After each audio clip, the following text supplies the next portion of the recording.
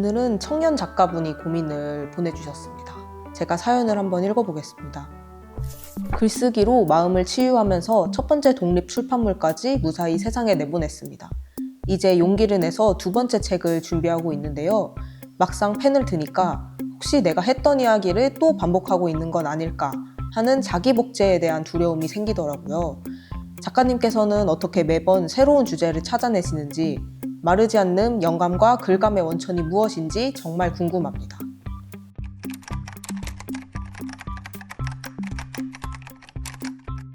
이런 사연을 보내주셨는데 혹시 어떻게 생각하시나요?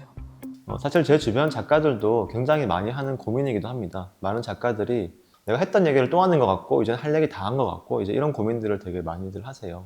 그래서 사실 저는 거의 매일 이렇게 글을 써서 SNS에도 글을 올리고 하는 입장이다 보니까 어떻게 그렇게 매일 쓸 게 있냐, 쓸만이 그렇게 많냐 이렇게 주변 작가분들도 물어보시기도 해요.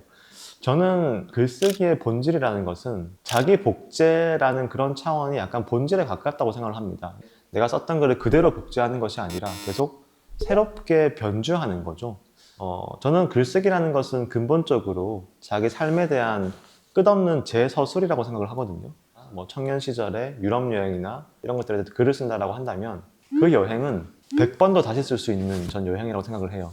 그 유럽 여행에서 내가 청춘에 느꼈던 어떤 성장의 관점에서 글을 쓸 수도 있고, 유럽 문화에 대한 글을 쓸 수도 있고, 내가 음식에 대한 글을 쓸 수도 있고, 삶에서의 날씨의 중요성에 대한 글을 써볼 수도 있고, 쓸 얘기들이 사실 너무 많은 거죠. 그래서 한 번의 여행은 여러 번의 테마로 끊임없이 재탄생할 수 있다는 거예요. 자기 인생도 마찬가지로 생각을 합니다. 작가가 쓸 것은 사실은 저는 근본적으로 자기 삶밖에 없다고 생각을 하거든요. 왜냐하면 내가 바라봤던 사람들, 나와 관계 맺은 모든 것들, 이 모든 것들이 내 경험으로부터 나오는 거기 때문에 그 경험들은 나이에 따라서 또 다른 의미로 다가오기도 하고, 그런 것처럼 계속해서 작가로 살아가고자 한다면 끊임없이 새로운 주제를 찾는 것도 좋지만 내가 써왔던 이야기들을 어떻게 재서술해 볼 것인가 라는 관점에서 접근하는 것도 꾸준한 글쓰기와 마르지 않는 글쓰기에서 굉장히 중요한 영역이라고 생각이 들어요. 이 청년분이 하시는 자기 복제에 대한 그런 걱정은 작가님께서는 그럼 거의 없으시겠네요. 예를 들어서 저 같은 경우에도 글을 쓰고 나면 특정한 소재나 아니면 주제에 대해서 다시 쓰고 싶어질 때가 생기는데 그러면 그냥 다시 써요. 근데 이게 예전에 했던 이야기가 또 반복되는 면도 분명히 있겠죠. 하지만 저는 거의 구애받지 않는 것이, 내가 예를 들어 10년 전에 이런 얘기를 쓴 적이 있지 하지만 10년 전에 그 글을 읽은 사람들이 과연 그 글을 얼마나 기억할까, 그리고 10년이 지난 지금에는 나의 독자도 많이 바뀌었고 새로 생긴 독자들도 많은데 했던 이야기 또 하네 하고 싫어할 사람도 안 볼 테고, 네, 그리고 그 이야기를 본 적이 없는 사람들은 되게 재밌게 또 새로 읽을 수도 있기 때문에 내가 그냥 나의 오늘에 충실하면서 조금 달리 변주되는 나의 이야기를 내 마음이 어떻게 흘러가나 지켜보기도 하는 그런 여정들이 모두 글쓰기의 과정인 것 같습니다. 작가님 말씀을 들어보니까 뭔가 이 청년분이나 저나 약간 글쓰기에 대한 부담이 조금 있는데 그 부담을 조금 내려놓으면 훨씬 글이 잘 나올 것 같다는 생각이 드네요.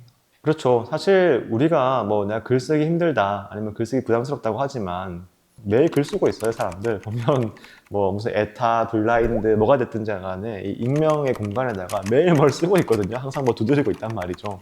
사실 우리는 말하고 싶고 글 쓰고 싶은 욕구가 항상 있다는 얘기잖아요.